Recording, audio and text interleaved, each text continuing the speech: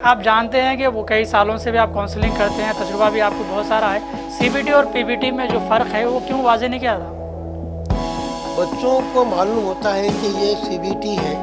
Over confidence में इतना easy लेते हैं क्योंकि आजकल सबसे ज़्यादा जो इस्तेमाल हो रहा है वो मोबाइल फ़ोन है जी। और मोबाइल फ़ोन पर सिर्फ आपकी उंगलियां चलती है, तो वो समझते हैं कि कंप्यूटर आसान है, मोबाइल फ़ोन आसान है, खाली क्लिक करना है। वहाँ पर टिक मार्क करना था, कभी कंप्यूटर OMR में बबलिंग करना था, यहाँ खाली क्लिक करना है। तो वो इजी और कॉन्फिडेंट लेकर के क्लिक कर रहे हैं। जो बच्चे सवाल को पढ़ते हैं, समझते हैं, पेपर और पेन को यूज़ करते हुए पूरा सॉल्व करते हैं, वो अच्छा स्कोर किए। लेकिन मजमूई तौर पर देखेंगे तो बहुत से तलबा ने 50% भी स्कोर नहीं किया।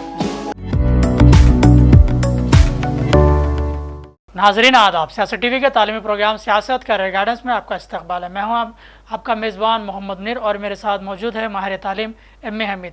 नाजरीन, आज हम बात करेंगे एफसेट के ताल्लुक से जो रैंक और रिजल्ट आया है उसकी बुनियाद पे कौन इसके अहल होते हैं और कौन कौन से कुछ लिए लोग दाखिला ले सकते हैं, कौन सा कॉलेज इनके लिए बेहतर होगा। सबसे पहले हम सवाल करेंगे एम ए हमीद से कि इस बार का नतीजा जो है उनके ऑप्शन के बेस पे दिया गया है, लेकिन सूरत हाल कुछ अलग नज़र आती है। तलबा तालिबात में परेशानी पाई जाती है और वो ये चाहते हैं कि अच्छा एग्ज़ाम तो दिए हैं लेकिन रैंक उनके किस हद तक आएगा, ये भी एक सवाल बना हुआ है। तो सर, जैसा कि आप जानते हैं हर साल इस तरह के एंट्रेंस एग्ज़ाम्स रखे जाते हैं, लेकिन अब जो एफसेट है, एफसेट के जो नताइज आए हैं उसमें कई सवाल खड़े करें। गवर्नमेंट ऑफ तेलंगाना जितने इंट्रेंस इम्तिहान रख रही है स्टेट के, वो तमाम इंट्रेंस इम्तिहानात बजाय पेन पेपर के, पेपर बेस्ड टेस्ट के, पूरे एग्ज़ाम सीबीटी हो रहे हैं, कंप्यूटर बेस्ड टेस्ट। और तलबा इसकी तैयारी नहीं करते हैं। 12 साल पेन और पेपर इस्तेमाल करते हैं, कमरे जमात में हो, 10th का एग्ज़ाम हो या इंटर का एग्ज़ाम हो, तो उनके पास पहला मौका रहता जब वो कंप्यूटर पर पेपर हल करते हैं। अब जो नताइज आए हैं वो नताइज ऐसे हैं कि एक तालिब इल्म 10th में इंटरमीडिएट में 90% स्कोर किया और यहाँ पर वो 25% यानी 40 भी नहीं लाया।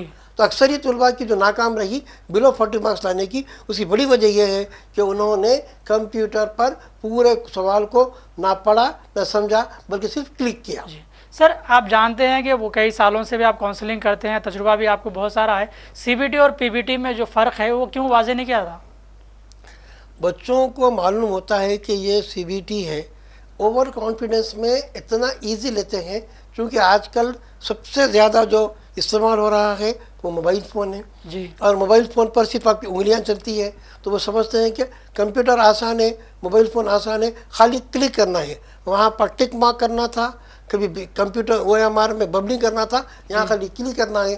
तो वो इजी और कॉन्फिडेंट लेकर के क्लिक कर रहे हैं। जो बच्चे सवाल को पढ़ते हैं, समझते हैं, पेपर और पेन को यूज़ करते हुए पूरा सॉल्व करते हैं, वो अच्छा स्कोर किए। लेकिन मजमूई तौर पर देखेंगे तो बहुत से तलबा ने 50% भी स्कोर नहीं किया। अभी हम माइनॉरिटी के बच्चों को देख रहे हैं, 160 का 50% 80 मार्क्स होता है, 80 मार्क्स कोई स्कोर नहीं किया।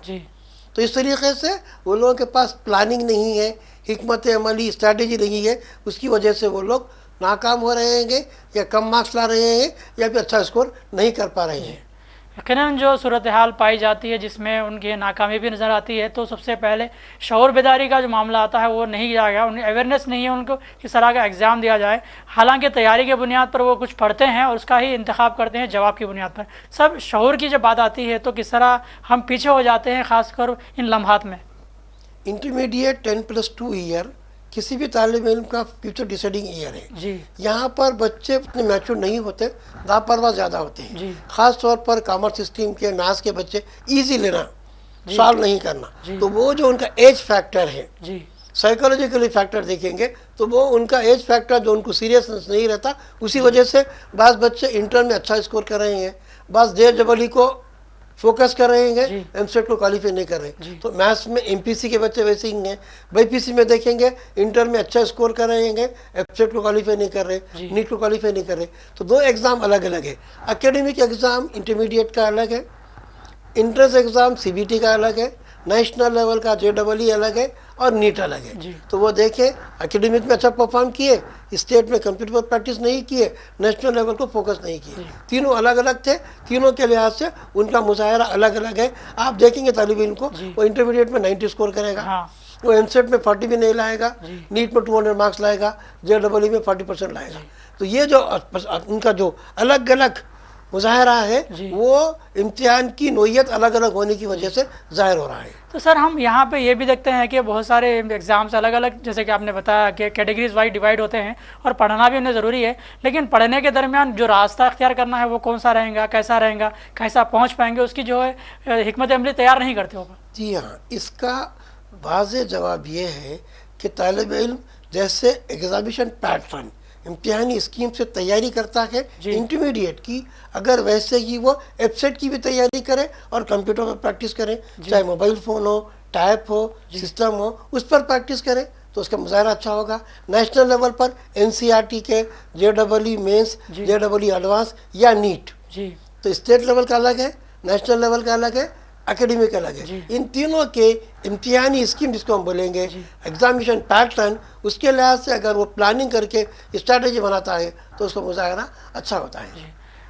बड़ा अहम मसला है, अगर हम समझ पाते हैं तो आगे बढ़ पाते हैं, लेकिन पीछे रह जाते हैं तो मायूसी हमारे इर्द गिर्द नज़र आती है। लेकिन चाहिए ये कि अगर हम किसी भी कम्प्यूटर एग्ज़ाम्स में दाखिला लें या हम देने वाले हैं तो उसका जो रास्ता कौन सा होगा, किस रास्ते से हमें गुजरना होगा, क्या क्या तरीक़े इख्तियार करना होगा और किस तरह हम आगे बढ़ सकते हैं, उसका भी हमें प्लानिंग करना ज़रूरी है। तो सर इस तरह के जब मामले सामने आते हैं तो क्या मुस्तक़बिल रोशन नज़र आता?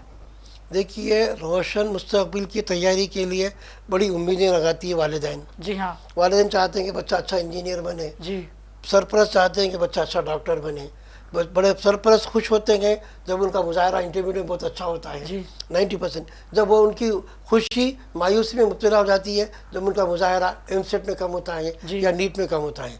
हम यही मशवरा देते हैं, जब नीट में आपने स्कोर अच्छा नहीं किया, एमसेट में अच्छा स्कोर नहीं किया, तो आपकी खुशी जो है आपको दोबारा नहीं हुई बल्कि वो हो गई। आपको चाहिए कि जैसे आपने इंटर में अच्छा मुजाहरा किया वैसे ही आप एमसेट में अच्छा मुजाहरा करेंगे तो आपको अच्छे मार्क्स मिलेंगे, अच्छा एडमिशन मिलेगा, अच्छे कॉलेज में अच्छे कोर्स में दाखिला मिलेगा।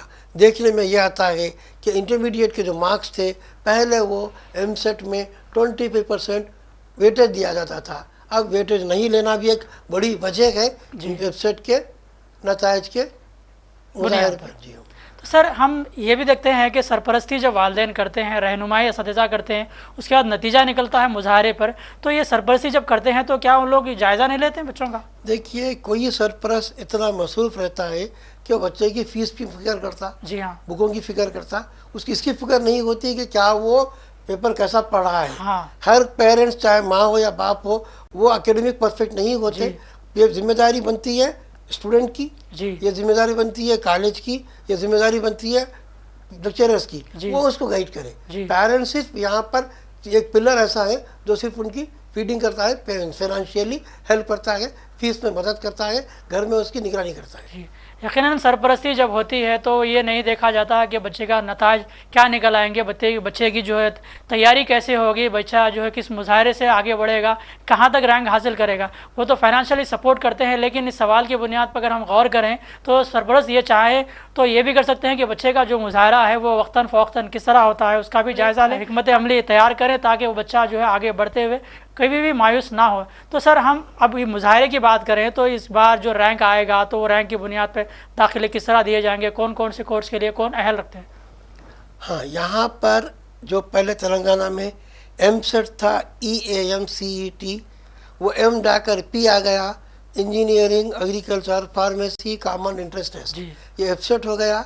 इसमें BPC के तलबा को जिन कोर्सेज में दाखिला दिया जाता है वो है BSc एग्रीकल्चर यूनिवर्सिटी का, BSc horticulture, BSc forestry, home science, biotechnology, biomedical, उसके अलावा BVSC जो वेटरनरी यूनिवर्सिटी है, bachelor of veterinary science and animal husbandry, इसमें एडमिशन होते हैं।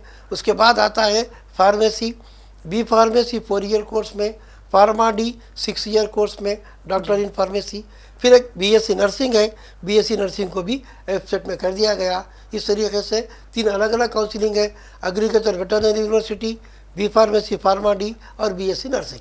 सर एक सवाल यहाँ पे मैं जोड़ूंगा आपसे, जैसे कि हम गुज़िश्ता कई सालों से प्रोग्राम कर रहे हैं लेकिन गुज़िश्ता 2-3 साल से जो है इसका नाम तब्दील किया गया, इसकी वजह तो नहीं बनी कि एमसेट और एफसेट में फ़र्क जो वाज़े तौर पर समझ नहीं पाए तलबा?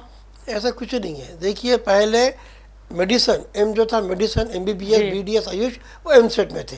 अब एमसेट में क्या हो गया, MQ निकाल दिया गया मेडिकल कोर्सेज, उसके लिए नेशनल लेवल पर पूरे मुल्क भर में नीट एग्जाम रख दिया गया। नीट में MBBS चला गया, BDS है, आयुष के आयुर्वेदिक, होम्योपैथी, यूनानी है, जो कभी एमसेट में थे। तो एमसेट था मेडिसन का। मेडिकल कोर्सेज निकलने की वजह से फार्मेसी को M की जगह P लगा दिया गया, उसको कोई फर्क नहीं पड़ा, पैटर्न वही है। सिर्फ एमसेट में इंटर के मार्क्स ऐड होते थे, यहाँ पर इंटर के वेटेज निकाल दिया गया। तो सर अब जो है वेटेज निकाल दिया गया, ऐड नहीं हो रहे हैं, तो अब इन्हें क्या रैंक लाना चाहिए, क्या कट ऑफ रहेगा?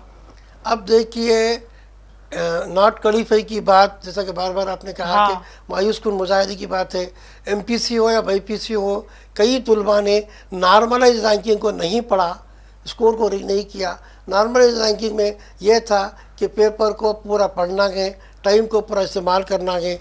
आपका जो रिस्पॉन्स शीट में मार्क्स था वो नॉर्मलाइज रैंकिंग में कम हो गया, और किसी की भी मार्क्स एग्जैक्ट नहीं है, पूरों को डिसिमल में है। 41.3.777, 45.927, 48.51 पॉइंट, इस तरीके से नॉर्मलाइज रैंकिंग में 10 डिसिमल तक मार्क्स दिए गए, और ये पूरे मार्क्स डिसिमल में है जी। तो इसको बच्चों ने कभी पढ़ा नहीं, सीरियस लिया नहीं। 2 साल पढ़े, एमसेट के पैसे दिए, फीस दी, खतीर रकम माँ बाप ने अदा की, लेकिन उनके पास जब सवाल करते हैं तो एक तालिब इल्म ये पोजीशन में नहीं है कि वो नॉर्मलाइज रैंकिंग को बता सके जो डिसिमल में क्यों आ रहा है।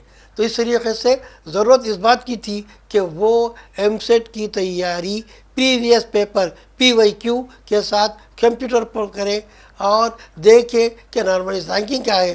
तो यकीनी तौर पर अगर वो 60 मार्क्स 70 मार्क्स भी अगर स्कोर करते तो यकीनी तौर पर उनका अच्छा रैंक आता, मार्क्स से उनके रैंक पर असर होता, और रैंक से अच्छे कॉलेज में आता। आज कंप्यूटर साइंस जिसका डिमांड है, कहीं पर फीस 10 लाख डोनेशन है, कहीं पर 5 लाख, कहीं पर 3 लाख सिर्फ डोनेशन ले रहेंगे, फिर सालाना आपको फीस भी अदा करना होती है। अगर वही आप एमसेट के ज़रिए, रैंक के ज़रिए काउंसलिंग में एडमिशन लेते हैं तो आपको 9 पे 0 बल्कि आता, आपको फ्री सीट मिल जाती।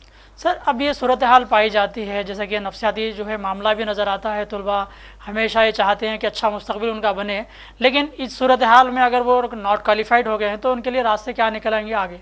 नॉट क्वालिफाई के लिए गवर्नमेंट एक तरीका बनाई है, ख़ास तौर पर माइनॉरिटी नॉट क्वालिफाइड के लिए एक रैंक दिया जाता है जी।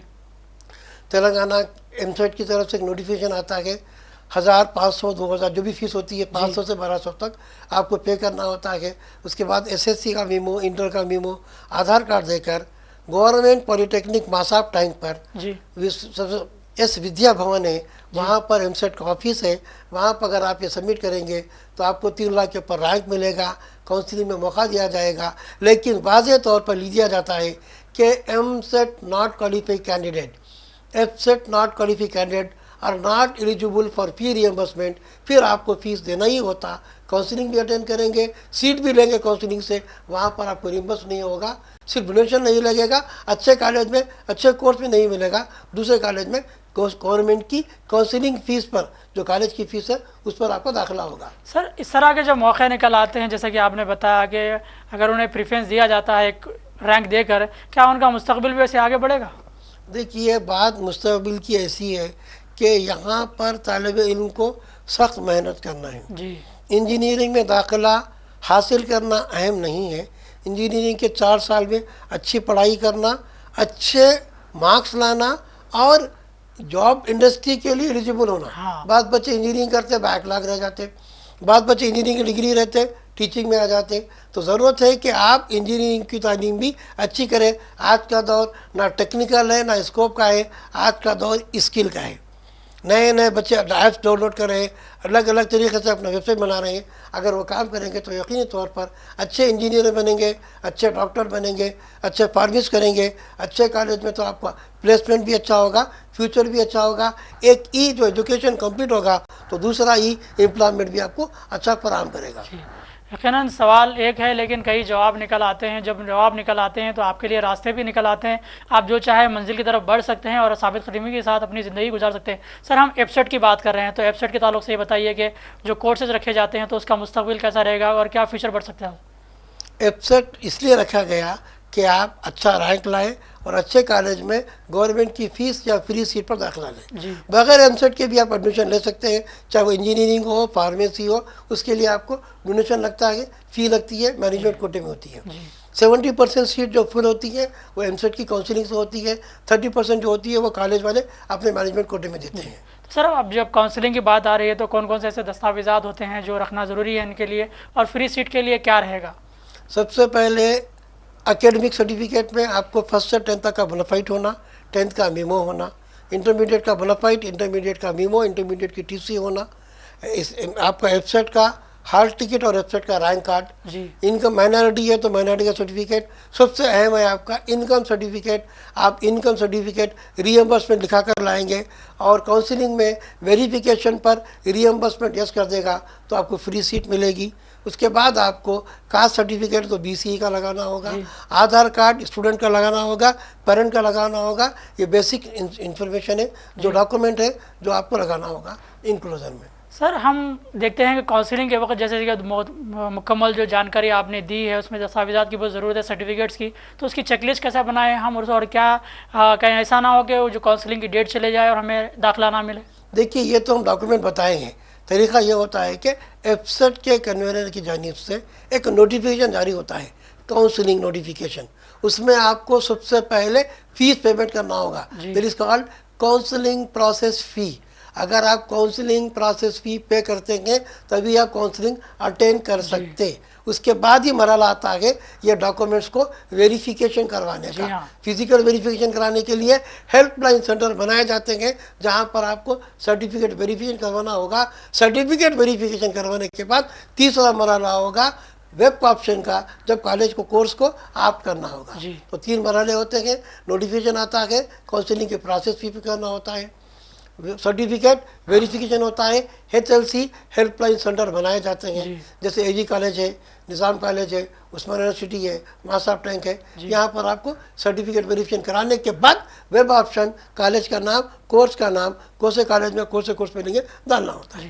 यकीनन ये बड़ी अहम बात है कि जब कभी काउंसलिंग पे हम जाएं तो बहुत सारे मसाइल हमारे सामने रहते हैं, लेकिन जो सर ने बताया कि उसकी बुनियाद पे हम जो तरतीबवार जाएं तो फिर हमारे लिए रास्ते आसान होते हैं। सर, एक आखिरी सवाल मैं आपसे करूंगा कि जैसे कि एफसेट का नतीजा हमारे सामने है, तो इसकी बुनियाद पर आने वाले जो तलबा तालिबात जो अगले साल देंगे उनके लिए क्या मशवरे हैं आपके? सबसे पहले ये काउंसलिंग आप देख लें कैसी हो रही है। अभी एफसेट हुआ 29-30 को BPC स्ट्रीम का, 1st 2nd मई को MPC स्ट्रीम का, पूरा कंप्यूटर बेस पर रहा। जितने इंजीनियरिंग कॉलेज कुछ और कुछ IO जो है इसके टाटा के सेंटर से वो पर सेंटर बनाए गए। उसका पहले आपको OMR शीट रिलीज़ किया गया, आप रेस्पॉन्स शीट को डाउनलोड किए, उसके बाद आपको रिजल्ट आ गया, रैंक आ गया। अब काउंसलिंग का इंतज़ार करें।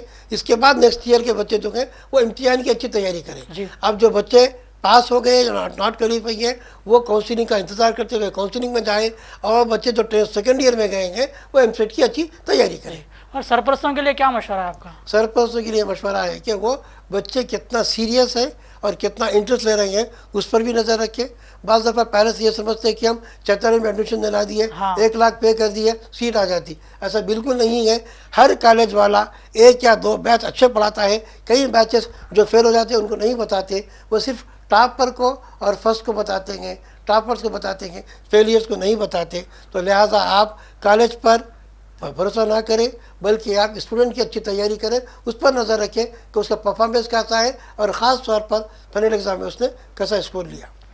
माहिर तालीम का जो नुक्ते नज़र है वो फ़र्क बताते हैं कि वालिदैन अगर सरपरस्त हैं, बच्चों को अगर अच्छा मुस्तकबिल देना चाहते हैं तो खाली माली इमदाद ही ना करें, बल्कि तालीमी काबिलियत, उनकी सलाहियतों को भी मद्देनज़र रखें, उनके नताइज की बुनियाद पर उन्हें आगे बढ़ाएं। उसी तरह तलबा तालिबात जो चाहते हैं कि वो अपनी ज़िंदगी को बेहतर बनाने के लिए जो इस तरह के एग्ज़ाम देते हैं, तो उन्हें भी ये फ़र्क महसूस करना चाहिए कि वो जो एग्ज़ाम दे रहे हैं उसमें वो कहाँ तक स्कोर कर रहे हैं, क्वालिफाई होने के लिए और रैंक पाने के लिए जो रास्ता उनके लिए इख्तियार किया जाता है उसमें भी वो लोग कहाँ तक दौड़ सकते हैं। इन्हीं कुछ सवालात और जवाब के साथ आज हमने एफसेट की तरफ से बात की है। आइंदा हम प्रोग्राम में फिर आपसे मुलाकात होगी एक नए मौजू के साथ। जो एफसेट लिख चुके हैं उनका रैंक क्या है वो उसके बारे में मालूमात हासिल करना चाहते हैं तो रोज़नामा सियासत के जिगर हाल में सुबह 11 था शाम 7 बजे के दरमियान MAME से मुलाकात करें, अपने मुस्तक़बिल को संवारने के लिए उनसे सवालात करें, बल्कि उनके मशवरों पर अमल करते हुए आगे बढ़ें। फ़िलहाल मोहम्मद मुनीर को और माहिर तालीम को इजाज़त दें। देखते रहें साझा टीवी प्रोग्राम सियासत कैरियर गाइडेंस। अल्लाह हाफ़िज़।